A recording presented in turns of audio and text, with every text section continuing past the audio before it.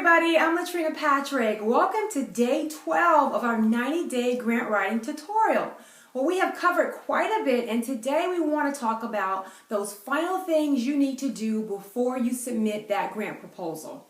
So the first thing that we want to do is make sure you have someone proofread your grant.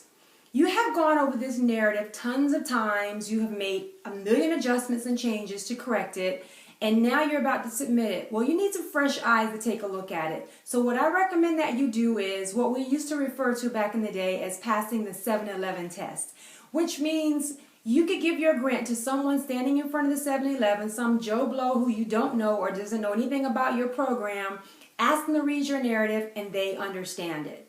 And that's really what you want to do, is you want to have an objective third party, preferably somebody who does not know your program. Maybe you have a teenage son or daughter that you can get to do it, or one of your close friends that doesn't work with you.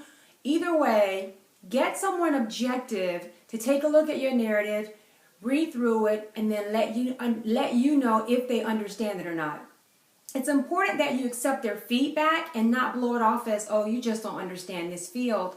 It's not about that. It's about getting a fresh eye from someone who doesn't understand your program, making sure that they do understand your program by reading what you have only in that narrative. That is key. So when you get someone to look at it, make sure you accept their feedback, go back and make those necessary changes if they identified some things that were not clear.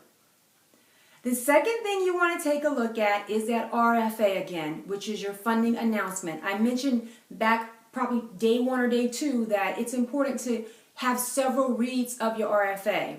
And that final read is the read before you submit your grant application.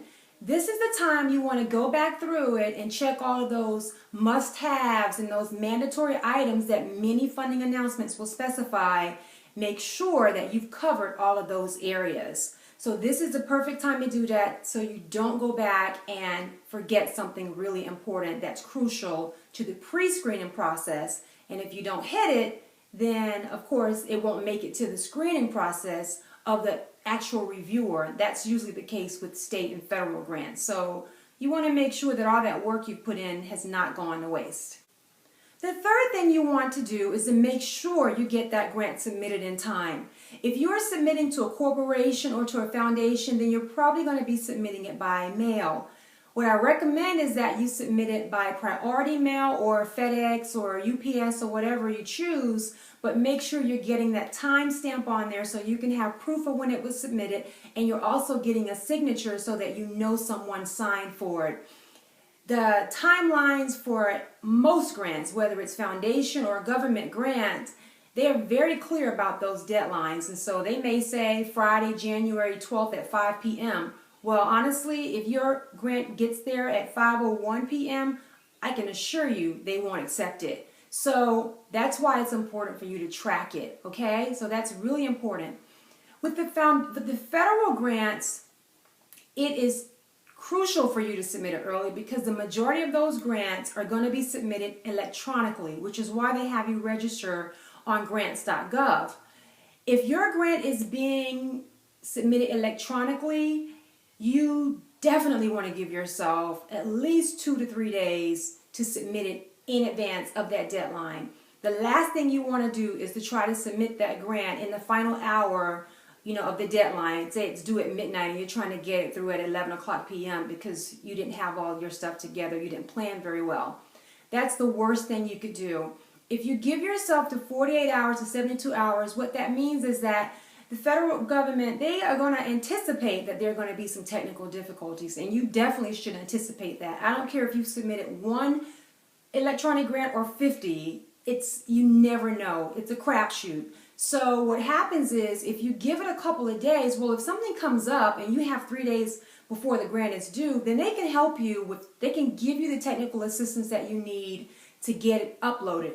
And that's if it's a problem on your end or if it's a problem on their end. Now, if it's a problem on their end and they see that it's going to take a minute to fix that, then only then will they give you permission to submit it after that deadline.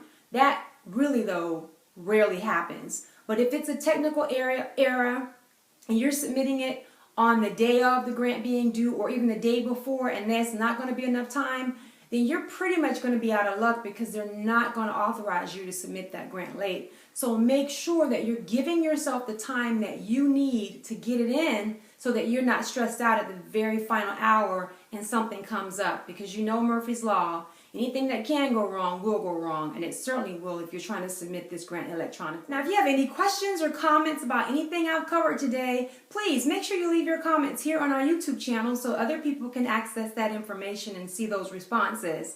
While you're here, make sure you subscribe to the channel so that you can get instant notification whenever I send out or upload a video.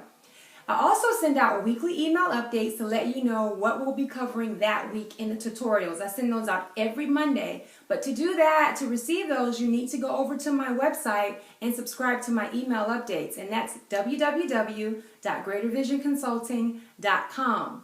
You can also check out my bio and my speaking engagements and things like that and book me if that's something that you feel like is necessary. Now, for subscribing to my email updates, you will get a free Grant Writers Toolkit that includes a template for putting together a proposal, a sample budget, sample letters of support and commitment to use to solicit from your community partners when you're applying for a grant, and even some really great references and websites and things like that that are handy for anybody starting out as a grant writer. So I hope that you've enjoyed today. I look forward to coming back tomorrow and sharing another great tutorial. I'll see you then. Bye.